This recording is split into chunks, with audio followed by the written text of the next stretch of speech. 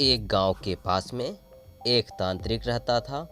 वह तांत्रिक गांव के भोले भाले लोगों को ठगता था और उनकी हत्या कर देता था। गांव के लोग तांत्रिक से बहुत ज़्यादा परेशान हो गए थे।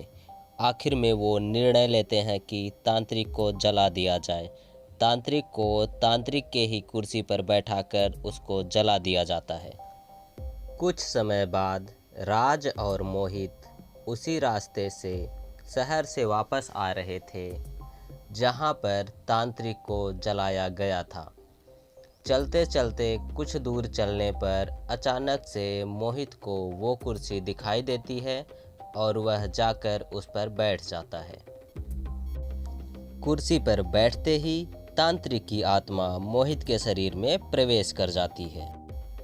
अब मोहित जहाँ जहाँ जाता था कुर्सी उसके साथ साथ जाती थी।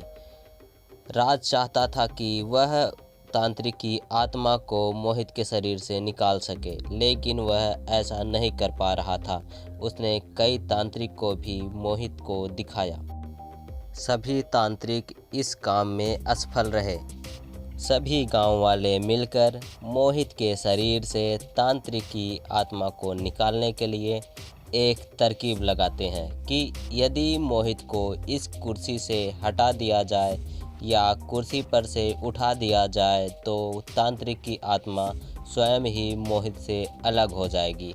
लेकिन अब बात यह थी कि कुर्सी पर से मोहित को कैसे उठाया जाए, क्योंकि मोहित जहाँ जहाँ जाता था कुर्सी वहाँ वहाँ जाती थी। आखिर में एक वृद्ध आदमी सलाह देता है कि यदि मोहित के सामने उस आदमी को लाया जाए जिसने तांत्रिक को आग लगाया था, तो तांत्रिक बदला लेने के लिए कुर्सी पर से उठेगा और कुर्सी को जला दिया जाएगा, जिससे कि तांत्रिक की आत्मा हमेशा के लिए नष्ट हो जाएगी। गांव वाले ऐसा ही करते हैं। गांव वाले उस आदमी को मोहित के सामने भेजते हैं जिसने तांत्रिक को आग लगाया था। जैसे ही मोहित के सामने वह आदमी आता है, मोहित गुस्से से आग बबूला हो जाता है और उस आदमी को मारने के लिए कुर्सी पर से उठता है और गांव वाले कुर्सी को आग लगा देते हैं, जिससे कि तांत्रिक की आत्मा नष्ट हो जाती है और मोहित तांत्रिक की आत्मा से मुक्त हो जाता है।